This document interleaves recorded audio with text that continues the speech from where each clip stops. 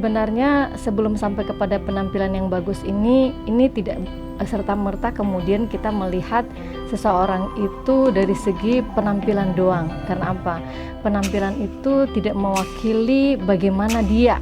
Bisa jadi penampilan dia necis dan sebagainya, tapi ternyata pemikirannya dia bertolak belakang dengan apa yang harusnya dituntun dalam Islam. Sekali lagi,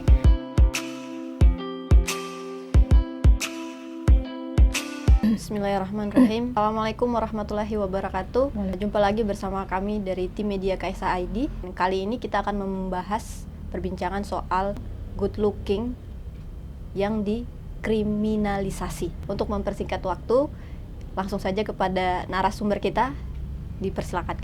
Ya. Assalamualaikum warahmatullahi wabarakatuh. Alhamdulillah, terima kasih atas kesempatan yang diberikan kepada saya untuk sedikit membahas terkait dengan opini yang sekarang sedang rame ya, atau lagi viral ya, terkait perkataan atau pernyataan Menak ya, soal orang yang terpapar radikalisme karena good looking ya. Jadi good looking ini kan sebenarnya bahasa Inggris ya. Kalau kita Indonesia kan mungkin tampang yang bagus. Sebenarnya sebelum sampai kepada penampilan yang bagus ini tidak serta-merta kemudian kita melihat seseorang itu dari segi penampilan doang. Karena apa?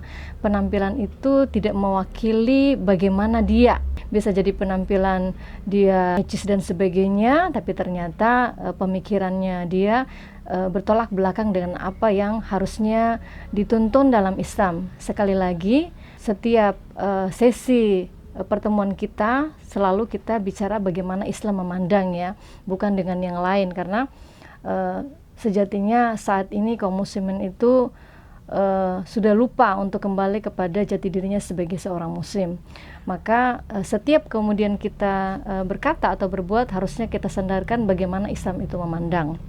Nah, terkait dengan good looking ini juga kemudian kita melihat bahwa ada suatu paradigma yang keliru di tengah-tengah masyarakat terkait good looking ini, bahwa penampilan yang menarik yang harusnya sebagai fitrah manusia, orang suka dengan yang indah-indah gitu kan, orang yang suka dengan yang bersih-bersih. Selain good looking itu hafiz Quran, tahu bahasa Arab gitu kan, dikatakan mereka adalah orang-orang yang terpapar radikalisme. Hafiz ini apakah sesuatu yang buruk dalam pandangan Islam dan pandangan manusia ya, secara fitrahnya manusia? Tanyalah kepada kedua orang tua kita.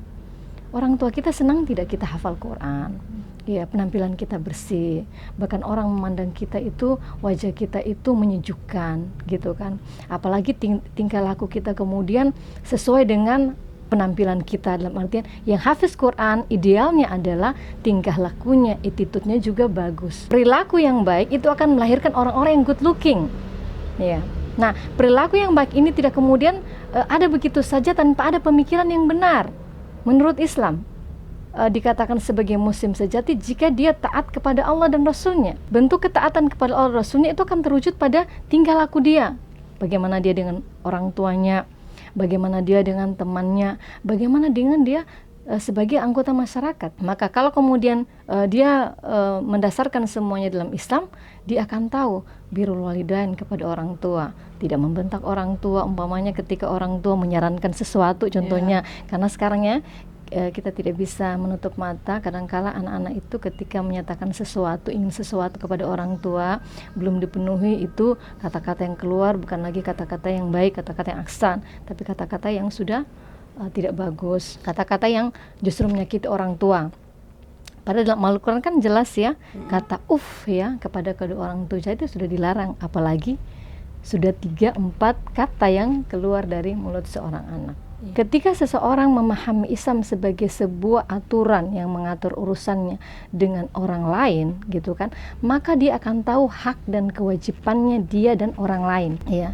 Maka di situ akan muncul sikap yang baik pula. Tapi kemudian ketika dia tidak mengetahui bahwa dalam Islam itu ada aturan bagaimana dia berlaku kepada orang lain ya, bagaimana dia berlaku baik kepada saudaranya, kepada orang yang lebih tua, kepada orang yang lebih muda, maka di situ akan selalu ada konflik dalamnya dalamnya. Nah, ketika ada konflik dalamnya, disitu kita lihat orang itu tidak akan good looking gitu, tidak akan berpenampilan yang bagus. Aura muka seseorang itu akan kelihatan, ya, merupakan wujud daripada pemikiran dan hatinya. Biasanya seperti itu, ya, yang kita lihat gitu kan.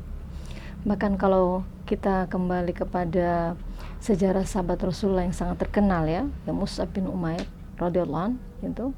Beliau itu kan memiliki wajah yang tampan. Oh iya. Ya, beliau memiliki wajah yang tampan, bahkan semua perempuan di masanya itu jatuh cinta ya kepada beliau gitu kan. Nah, penampakan beliau yang tampan itu kan, itu adalah cermin dari ketaatan beliau kepada Allah dan Rasulnya. Kenapa? Attitude-nya itu baik kepada masyarakat.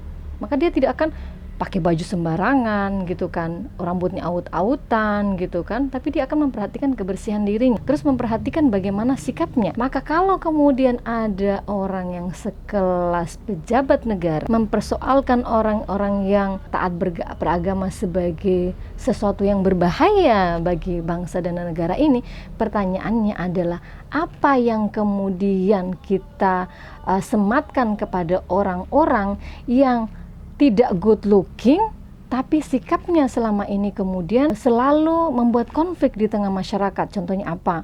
Para koruptor, orang-orang yang suka berbohong di kalangan pejabat, janji ini tapi ternyata tidak dipenuhi Ya, gitu benar. kan. Akhirnya kelihatan kan mereka-mereka itu menjadi orang-orang yang tidak good looking di mata masyarakat. Pola awal pemikirannya bukan berdasarkan Islam, sehingga perkataan yang dia keluarkan, perbuatan yang kemudian dia nampakkan di tengah-tengah manusia itu semuanya tidak bagus dilihat. Maka ini menjadi hal yang sangat memprihatinkan bagi kita kalau saat ini sekelas pejabat negara yang harusnya memberikan pemahaman yang benar di tengah-tengah masyarakat itu membuat suasana menjadi keruh lagi. Gaduh. Iya, menjadi gaduh, bahkan seakan-akan musuh bangsa ini adalah orang-orang yang taat kepada Allah. Apa hanya orang-orang yang dalam tanda kutip bisa bahasa Arab, hafal Quran, rajin kajian, Iya. itu yang disematkan dengan akan menuju pada paham ekstrim, Ekstrem, ya. atau pada radikal. Nah, menurut Umu ini sebenarnya apa yang dimaksud oleh para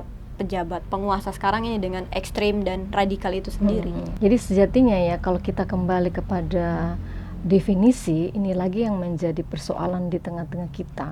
Literasi yang begitu jongkok itu menyebabkan definisi suatu kalimat atau suatu kata itu berubah-ubah sesuai dengan keinginan masing-masing orang. Kita tengok dengan kata radikalisme itu. Asal katanya kan dia radikal. Isme itu artinya adalah suatu paham gitu kan. Demikian juga ekstremisme. Ekstrem itu ada kata dasarnya, isme itu adalah kata imbuhannya, kalau akhiran gitu kan, yang bermakna paham atau suatu ideologi. Nah, kalau kita kembali kepada kamus ya, kamus bahasa Inggris ataupun kamus bahasa Indonesia, di situ makna radikal itu adalah persoalan yang mendasar, Mengakar, ya, yang mengakar gitu kan. Nah, kalau kemudian kita kembali pada persoalan mendasar dan mengakar, maka dalam Islam itu yang mendasar dan yang mengakar itu adalah persoalan akidah Islam, persoalan keyakinan kepada Allah dan kerasulan Muhammad, beserta apa-apa yang dibawa oleh Allah dan Rasulnya. Artinya apa? Kalau kita kembali kepada konteks itu, harusnya kemudian dipahami orang-orang yang radikal adalah orang-orang yang kembali kepada Allah dan Rasulnya.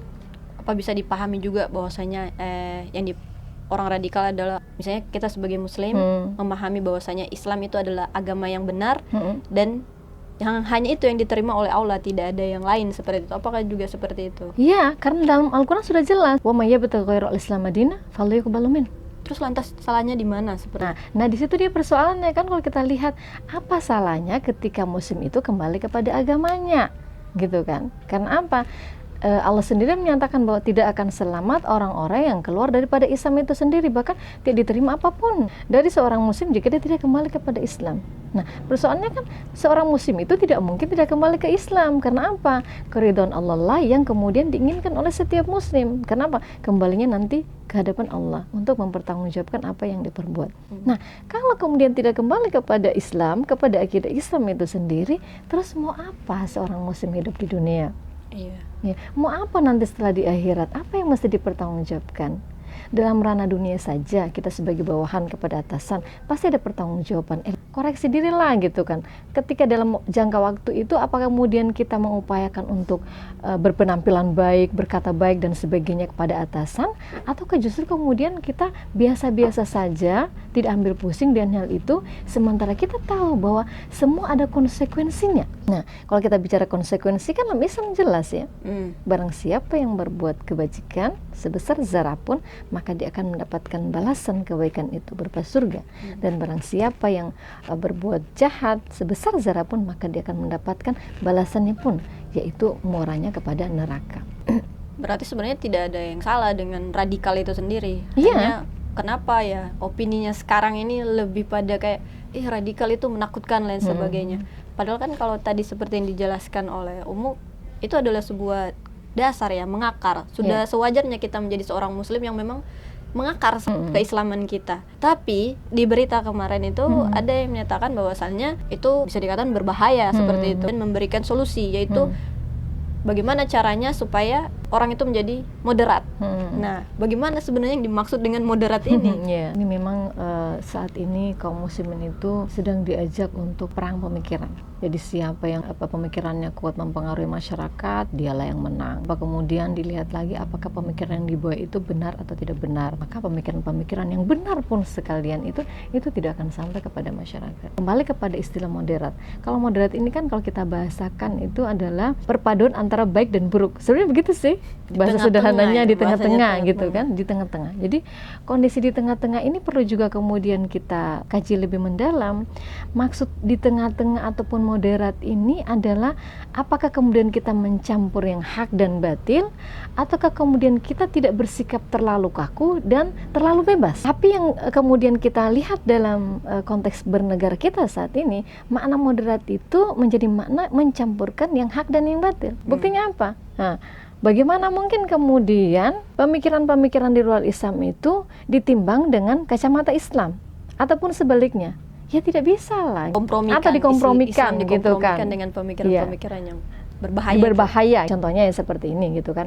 Ketika mengatakan demokrasi ini kan bukan cuma sekedar persoalan memilih pemimpin. Karena faktanya demokrasi itu justru kemudian memisahkan agama dari kehidupan. Karena dia lahir dari sekularisme. Itu sendiri. Bagaimana mungkin memasukkan demokrasi ke dalam Islam yang notabene Islam mengatakan Inna dina indallahil Islam. Tidak ada agama yang diridhoi oleh Allah selain Islam. Nah, din di sini dimaksudkan bukan cuma sekedar agama sebagai keyakinan, tapi dia sebagai landasan pemikiran, landasan perbuatan. Artinya apa? Dia juga aturan. Dia sebuah ideologi. Tapi moderat saat ini kemudian diartikan mencampurkan yang hak dan yang batil. Kalau dalam Islam, istilah moderat itu dimaknai adalah tidak terlalu kaku dan tidak terlalu bebas. Artinya apa? Kita melihat ya, tidak terlalu kaku ini contohnya seperti ini. Islam itu satu-satunya agama yang benar. Kemudian karena kekakuan kita, maka kita akan membunuhi orang-orang non-muslim. Karena apa? Kita sudah memiliki pandangan bahwa agama yang lain itu tidak benar, Islam yang benar. Maka dengan pandangan seperti itu, karena pandangan kita yang kaku gitu kan, maka kita membunuhi semua orang-orang yang tidak berislam. Nah, ini kan berbahaya. Sementara yang berlebihan itu adalah ketika Islam menjadi rahmatan lil alamin, kita mengajak orang muslim itu kemudian mengagung-agungkan pemikiran-pemikiran yang berasal dari luar Islam. Nah, itu yang berlebihan. Dikatakan bahwa Islam rahmatan lil alamin, kita mengatakan bahwa penganut Islam itu harus mengambil pemikiran dari Barat. Sama juga seperti ini ya mungkin ya yang dimaksud dengan kalau terlalu berlebihan itu adalah ketika ada agama lain melakukan ibadah ritual atau perayaan dan kita juga di dalamnya ikut dengan dalil toleransi seperti itu. Nah, yang itu yang berlebihan gitu kan. Yang tengah adalah bagaimana menempatkan Islam sebagai agama yang didakwakan kepada orang non muslim ataupun muslim itu sendiri agar diambil sebagai sebuah akidah dan aturan ya. Dan ketika kemudian ada yang belum bisa melaksanakannya, maka di situ adalah ladang dakwah bagi muslim yang lain untuk mengingatkan muslim yang satunya agar kembali kepada Islam. Dan ketika kepada non muslim kita memiliki kewajiban untuk berdakwah saja kepada mereka. Ketika mereka tidak mau, artinya di sini kita hanya meminta pertolongan Allah untuk mengubah mereka. Jadi memang saat ini kalau kita melihat istilah-istilah yang dipakai oleh para pejabat negara khususnya ya. Karena apa ya, saya mengerucut kepada pejabat negara karena selama ini yang selalu menyatakan atau membuat statement itu ya mereka gitu kan. Sementara kita tahu kapasitas pejabat negara itu akan mampu mempengaruhi masyarakat secara keseluruhan. Nah, kalau para pejabat negaranya memiliki frame yang keliru, maka otomatis di masyarakat juga akan terbentuk frame yang keliru tadi. Sehingga apa? Antara anggota masyarakat itu saling kemudian menframing, padahal framing itu dibuat bukan asas Islam, tapi berdasarkan atas kepentingan mereka sendiri. Sementara kalau kita merujuk kepada Islam, gitu kan, bahwa di dalam kehidupan dunia seorang muslim itu harus meletakkan kepentingan Islam di atas segala-galanya. Kita melihat kondisi kaum muslimin saat ini tercerai-berai karena itu. Mereka lebih suka memperebutkan dunia dibandingkan kembali kepada aturannya Allah Subhanahu wa taala. Itu juga sebenarnya membingungkan bagi umat ya, karena para pejabat ini kan muslim. Lalu kenapa mereka melontarkan kalimat-kalimat atau pernyataan-pernyataan yang kalau kita lihat dari kacamata Islam itu malah menciderai umat muslim itu sendiri. Bahkan sudah beberapa tahun ini seolah-olah umat muslim yang taat ini adalah orang-orang yang harus dimusuhi, harus dibenci oleh masyarakat, dan harus dilakukan yang namanya pelabelan anti ini. Padahal bisa dikatakan ya ini yang melakukan pelabelan juga kan muslim juga. Gitu ya. Nah, ini seperti ini sebenarnya ada apa? Jadi kalau kita pernah belajar sejarah masa lalu ya, di mana sebelum Indonesia merdeka di tahun 1945 itu kan ada perjuangan pra kemerdekaan dan setelah kemerdekaan gitu kan. Nah, kalau kita melihat kan yang dulu menjadi tentara KNIL itu tentara kaki tangan Belanda ya, itu tentara itu. Jadi yang menjadi tentara KNIL pada masa Belanda itu adalah orang-orang Indonesia yang menjadi pengkhianat. Ya, jadi mereka itu disuruh untuk mencari saudaranya sendiri orang Indonesia agar ditangkapi, gitu kan? Karena apa? Sekali lagi, ya, bahwa dunia ini begitu indahnya, begitu banyaknya perhiasan, sehingga manusia itu lebih suka memburu perhiasan dunia dibandingkan kemudian kembali kepada Allah Subhanahu wa taala. Maka kalau kita melihat kondisi sekarang itu bisa jadi orang-orang yang di KTP-nya itu Islam, kemudian membuat pernyataan yang kontroversial di tengah-tengah masyarakat muslim itu adalah orang-orang yang merujuk kepada penguasa-penguasa yang tidak suka dengan Islam dan kaum muslimin. Bisa jadi. Ya. Sebagaimana Belanda di masa lalu. Belanda di masa lalu tidak suka dengan para pejuang itu. Karena apa? Para pejuang itu menghentikan penjajahan yang mereka lakukan di bumi Indonesia yang notabene mayoritas muslim. Ya. Yang mereka tahu, para pejuang itu tahu bahwa mereka bukan cuma sekedar mengambil sumber dari alam saja, tapi bagaimana membuat kaum muslimin itu jauh dari aturan Islam. Ini pun terjadi di saat tahun 2020 di masa di mana orang mengatakan ini masa milenial yang harusnya taraf berpikirnya, taraf berbuatnya itu lebih bagus dibandingkan masa-masa yang lalu. Tapi rupanya sama saja dengan masa sebelum kemerdekaan. Kenapa? Yang diwariskan oleh penjajah ini sekarang adalah pemikiran-pemikiran di luar Islam, ya, yang kemudian ada pada para pejabat yang kemudian tidak mau lagi kembali kepada Islam. Mereka menginginkan sebongkah dunia saja. Mereka tidak mendapatkan ridhonya Allah kan? Kenapa? Mengkriminalisasi orang-orang yang hendak menjalankan ajaran Islam, gitu kan? Secara terus, total. Iya, secara total. Terus apa yang kemudian mereka inginkan? Ya pastilah sebongkah dunia itu. Jadi sekali lagi karena pemikiran mereka itu sudah kalau saya katakan ya teracuni dengan pemikiran-pemikiran di luar Islam. Itu pemikiran sekularisme itu sendiri, kapitalisme, bahkan komunisme yang sekarang ini sebenarnya itu lagi merangkak naik ke atas permukaan. Kenapa saya mengatakan komunisme sekarang itu lagi mau sementara naik merangkak ke atas permukaan? Karena selama ini para pembuat kebijakan itu selalunya menghujam Islam dan kaum muslimin. Ya. Dan kita tahu komunisme itu adalah orang-orang yang tidak menjadikan agama sebagai pemikiran, perbuatan, dan aturan mereka. Maka tidak ada yang keliru jika kemudian kita menganalisa bahwa sekarang ini antara kapitalisme dan komunisme itu saling bekerja sama untuk meruntuhkan Islam. Jadi yang kita waspadai sekarang ini bukan cuma sekedar kapitalisme, sekularisme itu doang gitu kan, tapi komunisme yang sedang berusaha untuk merangkak naik gitu lewat orang-orang yang ada di parlemen kah, orang-orang dalam kebijakan publik kah, bahkan dalam dunia pendidikan itu sendiri pun mereka masuk di situ. Pertanyaannya sekarang kenapa orang-orang tidak detaili itu gitu kan? Justru mereka yang mendetaili orang-orang yang sangat care, sangat perhatian dengan penegakan hukumnya Allah. Iya. Gitu kan? Apalagi di dunia pendidikan. Notabene di dunia pendidikan itu kita berharap anak-anak kita itu menjadi penyambung tongkat estafet kehidupan berbangsa dan bernegara kita.